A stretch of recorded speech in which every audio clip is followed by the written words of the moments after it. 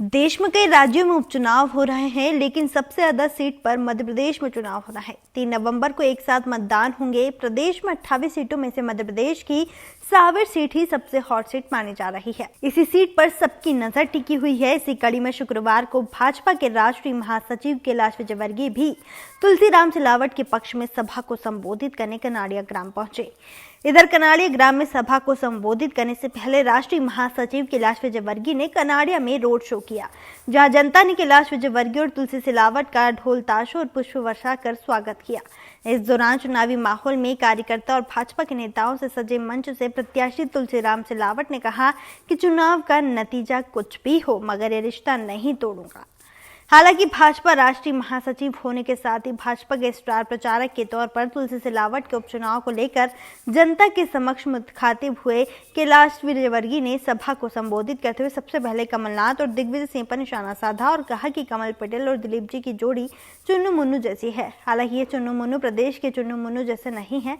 इधर स्वागत के बाद कैलाश विजयवर्गीय ने कहा, मुझे ज्यादा लंबी चौड़ी बात करनी नहीं है। मुझे जब आप लोगों ने मौका दिया पार्षद, महापौर, विधायक बनने का, मैंने काम किया है। गौरतलब है कि चुनाव के प्रचार प्रसार पर रोक लगने के 2 ही दिन पहले ही राजनीतिक पार्टियों ने प्रचार प्रसार और तेजी से करना शुरू कर दिया है।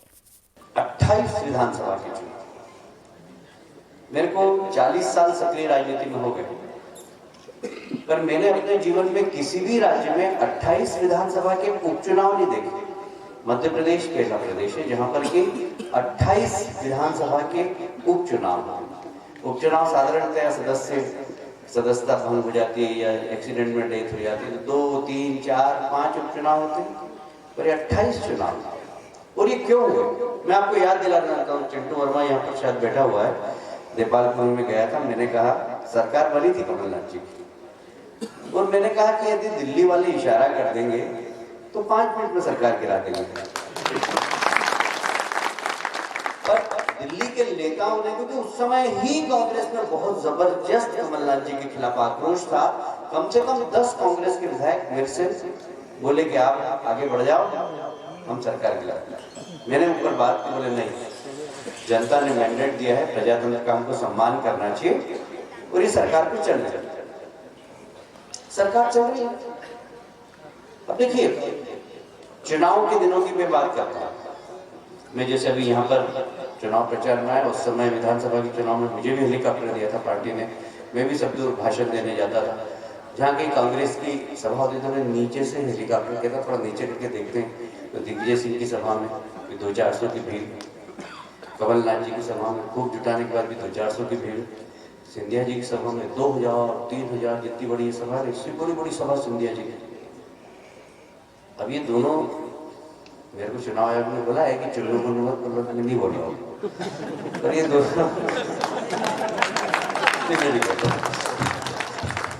पर ये दोनों बड़े कलाकार हैं, दिग्विजय सिंह जी और कमलनाथ जी। इन्होंने क्या करा कि यार अपनी सभा में तो भीड़ आई नहीं रही, सिंधिया जी की सभा में भीड़ आ रही, तो एक वचन पत्र बनाया जिसका जिक्र उमेश जी ने किया, जिसका जिक्र तुलसी जी ने किया, मैं रिपीट नहीं करूंगा उसको।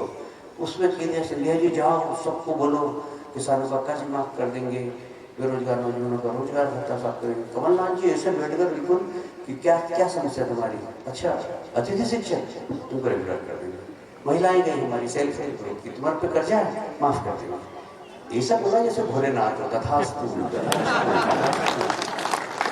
अब भोले भाले लोगों ने वोट दे दिए। मेरे यहाँ 25-30 साल से दूध देने आए थे, तो मैं बोले यार जिक्र तूने वोट किसको दिया? बोले कांग्रेस को दिया। आज से दूध बंद दे रहा, क्यों दिया? बोले भैया 200 लीटर दूध होता है मेरे यहाँ रोज, 5 रुपये बोनस देंगे, तो 1000 रुपये रोज कमलनाथ जी से मिलेंगे।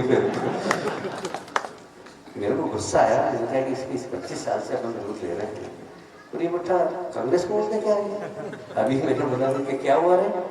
बोले भैया सब दूर जा रहा है, 100 में घर घर गया, देना मत, ठगा गए अपना, सब तो घूम रहा बेचारा, सबको ठगा। अब लोग कहते हैं कि सिंधिया जी को गद्दार बोलते हैं, गद्दार। मैं आपसे पूछना चाहता हूं कि वचन पत्र में वादा किया किसानों का कर्जा माफ करेंगे, बेरोजगार नौजवानों को 4,000 रुपए आपके सीधे खाते में चले जाएंगे। नौजवान ने सोचा अच्छा यार लोन पर मोटरसाइकिल लेंगे आराम से घूमेंगे, सपना देखा रहा है बेचारा। मिला एक लाख को मिला क्या किसी ने? मतलब किसी को।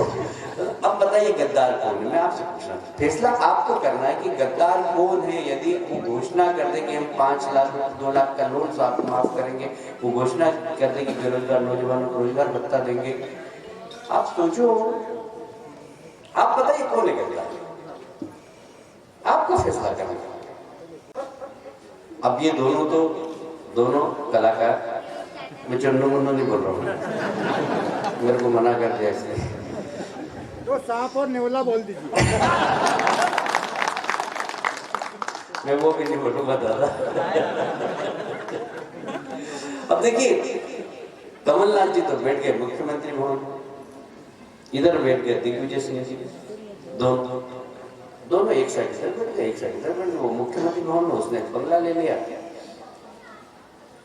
15 साल से शिवराज जी ने खूब सेवा की। भारतीय जनता पार्टी ने जन्म से लेकर मृत्यु तक लाडली लक्ष्मी योजना, बुजुर्गों को रथ तीर्थ यात्रा कराना, शिक्षा फ्री, और मतलब आदिवासियों के लिए खूब सारी योजनाएं, प्रधानमंत्री आवास योजना, जन्म से लेकर मृत्यु तक सबकी व्यवस्था। यहाँ तक कि गरीब के घर यदि मौत हो जाए और जलाने के लिए पैसे नहीं है तो कोई बात नहीं, शिवराज जी ने कहा वो भी होते हैं, वो भी बंद कर देगा। बंद किए कि नहीं किए? वो भी बंद। अरे हमारे यहाँ 3 दान है, अन्नदान, शिक्षा दान और कन्यादान। बड़ा महत्व है इसका। मुख्यमंत्री कन्यादान योजना के पैसे भी खा गया। अब बताओ, जो मुख्यमंत्री, हम बेटियों के पैर देते, हम बेटियों का सम्मान करते हैं। मुख्यमंत्री कन्यादान, ये प्रदेश का मुख्यमंत्री देखिए, संवेदनशीलता देखिए कि गरीबों से कहा कि चिंता करने की जरूरत नहीं है, बेटी घर के अंदर है तो मामा है, मैं शादी करूंगा। 4 लाख बेटियों को कन्यादान करने का काम शिवराज जी ने किया। अब ये भाई कन्यादान का पैसा ही खा गया। बताइए कन्यादान का पैसा जो व्यक्ति खा जाए उसको मुख्यमंत्री बने रहने का अधिकार है क्या? मैं आपसे पूछता हूँ, जो कन्यादान का पैसा खा। अब बोलते हमारी गलती क्या? आपकी गलती तुलसी बहन ने गिना दी, मैं गिना दी। अब आप दोनों तो एक मुख्यमंत्री बन गए, एक ने दुकान खोल ली। 15 साल तक शिवराज जी ने प्रदेश की सेवा की। कांग्रेस के लोग फालतू थे बेचारे, फटीचर हो गए, पंचर साइकिल में घूम रहे थे। दिग्विजय सिंह जी ने लाओ तुमको काम दाता, उन्होंने उद्योग खोल दिया, ट्रांसफर होता सब कांग्रेस फैसला लेके आओ। मास्टर का ट्रांसफर लेके आओ 1 लाख, तहसीलदार 2 लाख, इंजीनियर 5 लाख, इधर पैसे लाओ, कमलनाथ ट्रांसफर, ला और आर्डर, ला और आर्डर, ऐसे ला और आर्डर चलता रहा दोनों के बीच में। अब मैं देख रहा था कि यार ये हमारे नंदानगर में कांग्रेस ही कम है वैसे, पर पूछे टीचर थे, बोलेरो गाड़ी में घूम रहे, क्या यार हम 40 साल से कर रहे हैं राजनीति। हमारे कार्यकर्ता कोई बड़ी मुश्किल से साइकिल से स्कूटी पे आए लोग, ये 15 महीने के अंदर बोलेरो गाड़ी में एकदम सरकार को नोचना चाहता है। अब ये दोनों तो भैया एसी के अंदर बैठकर नोट गिनने लग गए, पर सिंधिया जी जनता के बीच में जाए, सिंधिया जी जब भी जाए लोग पकड़ ले, सिंधिया जी 2 लाख का क्या हुआ? बेरोजगार नौजवान पर क्या हुआ? बहुत लंबे लंबे हाथ उठा के भाषण दिए, बेरोजगार नौजवानों पर रोजगार दे देंगे। अब वो कमलनाथ जी से बोले, कमलनाथ जी क्या कर रहे हो भाई? किसानों का कर्जा माफ करो। करता हूँ। उनके नेता पप्पू भैया आए थे मंदसौर, इधर से आलू डालो, इधर से सोना निकलेगा। वो भी बोल गए थे कि 8 दिन के अंदर, 10 दिन के अंदर हमारे मुख्यमंत्री ने किसानों का कर्जा 2 लाख रुपए माफ नहीं किया तो मुख्यमंत्री बदल दो। बोला था कि नहीं बोला था? सुना? बोला था कि नहीं बोला था? अब सिंधिया जी बार बार कमलनाथ जी से कि किसान भाइयों का कर्जा माफ करो, बेरोजगार नौजवानों को भत्ता दो, अतिथि टीचर्स को रेगुलर करो, दूध वालों को 5 रुपए प्रति लीटर बोनस दो। कमलनाथ जी सरकार चला रहे हैं, नोट गिन रहे हैं, दिग्विजय सिंह और दोनों भाई मिलकर। एक दिन उन्होंने गुस्से में कह दिया कि अगर आपने किसानों का कर्जा माफ नहीं किया तो मैं सड़क पे आ जाऊंगा। अब अहंकार में लोग लक्ष्मी के बीच में बैठे हुए। लक्ष्मी अगर है, देखिए एक बहुत ब्राह्मण हो तुम उमेश जी, पर एक बहुत ही आध्यात्मिक बात बताता हूँ। सारे देवी देवता का हाथ कैसा रहता है, ऐसे आशीर्वाद। लक्ष्मी जी का हाथ कैसा रहता है, लक्ष्मी आती है तो आदमी नीचे गिरता, अहंकार आता है।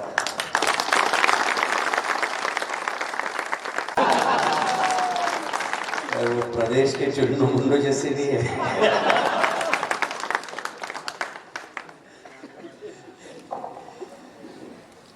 हमारे मित्र बहुत ही विनम्र और जिन परिस्थितियों से निकलकर उन्होंने राजनीति प्रारंभ की है, मैंने उनकी माता जी को सब्जी बेचते हुए देखा। मैं रामद्वारे जाता था छावनी के, तो लोग कहते थे ये छात्र नेता ना तुलसी सिलावट, इनकी माँ ये सब्जी बेच रही। मैंने देखा वहां से निकलकर और आज इतने बड़े ओहदे के पहुंचने के बाद भी इतनी विनम्रता वाले हमारे उम्मीदवार तुलसी जी, जरा उनको आशीर्वाद दें, तालियां बजाकर।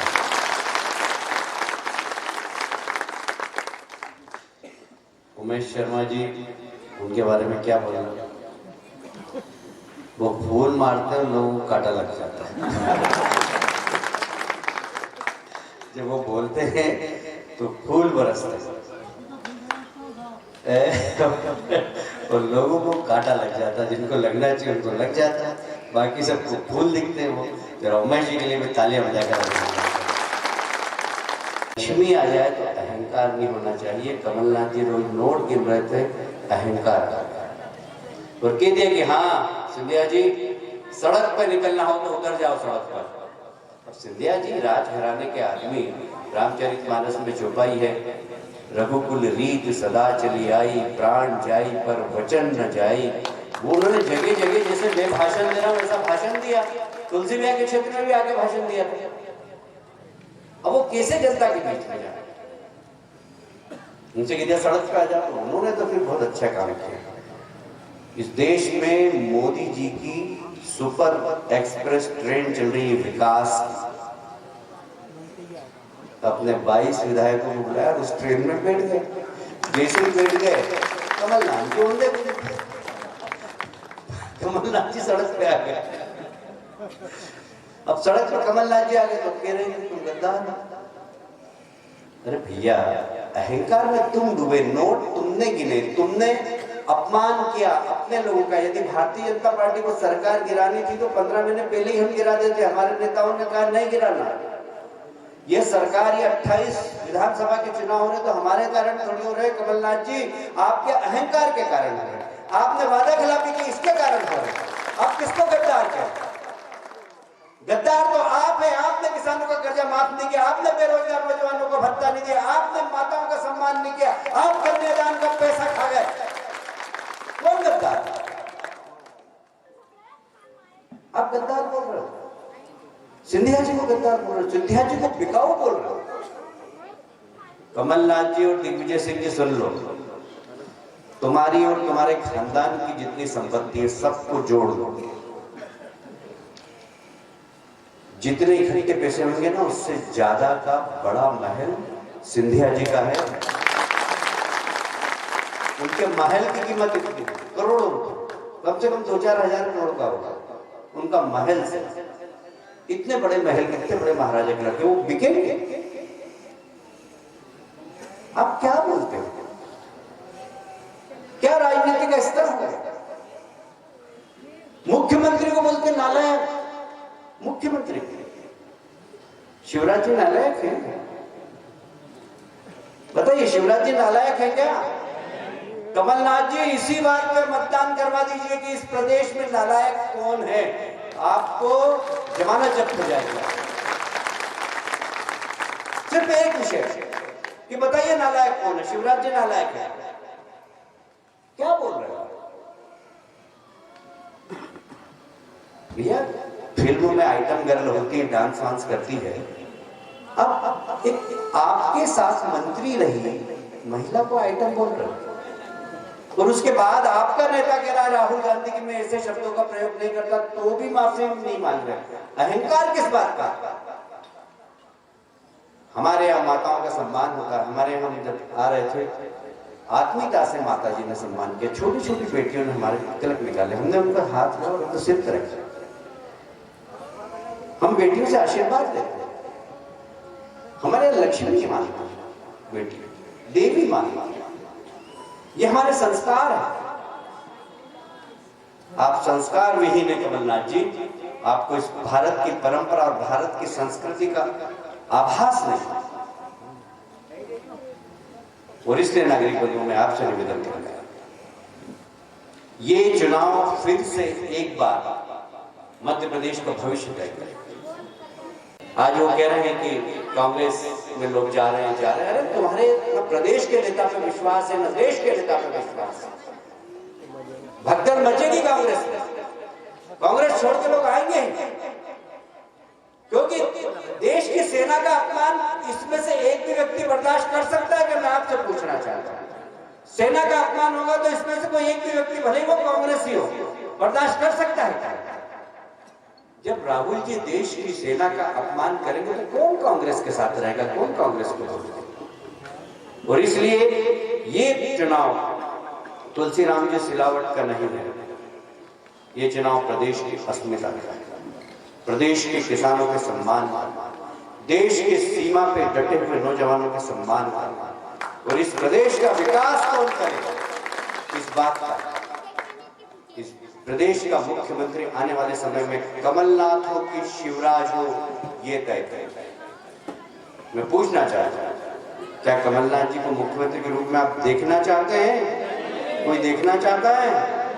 3 तारीख को आप इतने वोट दो तुलसीराम जी को कि कांग्रेस 5-10 साल तक फिर से प्रदेश में मुंह उठाने की कोशिश की। मैं आप सबको शरद पूर्णिमा के इस पावन पर्व पर शुभकामनाएं देता हूं, बधाई देता हूं। सबके घर में खूब अमृत बरसे। बहुत बहुत धन्यवाद। भारत माता की जय। भारतीय जनता पार्टी जो बोलती है वो करती। हमने कहा था, हमेशा हम नारे लगाते थे, रामलला हम आएंगे मंदिर वहीं बनाएंगे, रामलला हम आएंगे मंदिर वहीं बनाएंगे। दिग्विजय सिंह जी कहते थे, तारीख नहीं बताओगे? नो बेटा, तारीख भी बता दी। भूमि पूजन भी कर दिया हमारे 56 इंच के सीने वाले प्रधानमंत्री ने,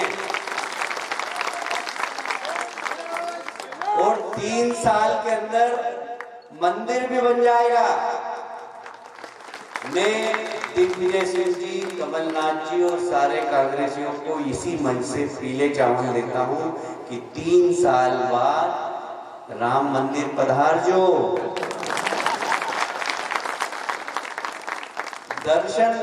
दर्शन करने।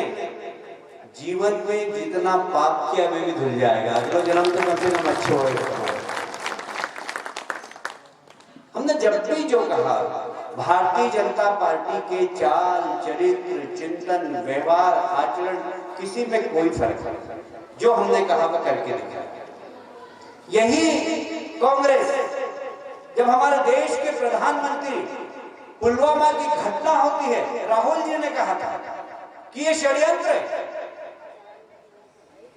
ये षड्यंत्र किया प्रधानमंत्री ने। कल पाकिस्तान की संसद के एक मंत्री ने ये कहा कि पुलवामा की घटना से हमारी कौम को गर्व है, पाकिस्तान ने स्वीकार किया। मैं पूछना चाहता हूं राहुल जी, आपने उस दिन प्रधानमंत्री पे आरोप लगाया था, पार्टी पे आरोप लगाया था, क्या अब आप कान पकड़ के उठक बैठक लगाएंगे?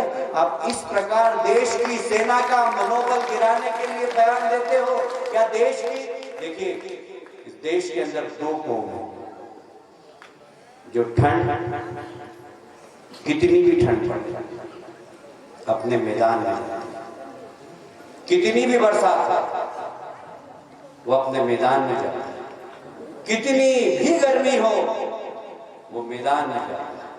एक जवान देश का और एक किसान देश का, ये दोनों का अपमान किया कमलनाथ जी ने और राहुल जी ने। राहुल जी देश के सैनिकों का अपमान करते हैं। परसों बिहार में भाषण दिया कि चाइना की सीमा, चाइना की सेना 1200 किलोमीटर घुस गई अंदर, मोदी जी जवाब। भैया किलोमीटर, मीटर, इंच, सेंटीमीटर इसके बारे में पता है कि नहीं राहुल जी तुमको कुछ? 1200 किलोमीटर मतलब दिल्ली तक घुस गई सेना चीनी की, पता ही नहीं भाई। पर ये मोदी जी का अपमान नहीं है, देश की सेना का मनोबल गिराने का अपराध राहुल जी कर रहे हैं। हमारे सैनिक घर बार छोड़कर देश की सीमा पर खड़े हुए हैं हमारी रक्षा के लिए, दुश्मनों की तरफ छाती उठाकर बोलकर कि तुम्हारी मां ने दूध पिलाया तो देश में घुस के बताओ, ऐसे हमारे सैनिक हैं, उनका आप अपमान कर रहे हैं। राम का मंदिर बनना चाहिए कि नहीं बनना चाहिए? आज भाजपा की सरकार नहीं होती, देश के प्रधानमंत्री नहीं होते, कभी राम का मंदिर बनता कि? ये चुनाव उनके सम्मान का चुनाव है। चुनाव मध्य प्रदेश के विकास और प्रगति का चुनाव है। ये चुनाव साधु और शैतान का चुनाव है। आप जानते हैं विकास और प्रगति की बात, मेरे अन्नदाताओं को क्या चाहिए? पानी, बिजली, सड़क, फसल का उचित दाम, स्वास्थ्य और शिक्षा। सत्य केला जी, नर्मदा मैया आई कि नहीं आई? आई कि नहीं आई? आबादी सुनी कहना थी 2400 करोड़ की 185 गांव, पर आपको तो सीधे जोड़ दिया। क्यों दिलीप संजू जोड़ा कि नहीं? कमल जी सीधे सीधे नर्मदा कनाड़िया में हर घर का। मैं आपसे पूछता हूँ, बिजली, पानी के बाद बिजली मिल रही है? मुख्यमंत्री जी ने चुनौती दी है सारे अधिकारियों को संकेत, एक टीपी चले दूसरे दिन नई टीपी भाजपा की सरकार आपको देगी। तो तीसरा सड़क, सदे केलाल जी यहाँ से लेकर बिचौली कहाँ तक, सिंधिया चारू तक सड़क किसने बनाई? भाजपा ने बनाई ना। किधर भी चले जाओ फसल का उचित दाम, संकट देश में नहीं पूरे विश्व में, कोरोना वायरस का महामारी, आपने जो किसान पसीने बहाकर जो फसल पैदा की थी गेहूं की, एक एक दाना कनाड़िया का भी खरीदा, सावेर का भी खरीदा और पूरे मध्य प्रदेश का खरीदा भी नहीं। कोई सत्य के राज्य समर्थन मूल्य पे खरीदा 1 करोड़ 37 लाख। टाइम न्यूज देखिए अब आपके मोबाइल और स्मार्ट टीवी पर लाइव प्ले स्टोर से डाउनलोड करें।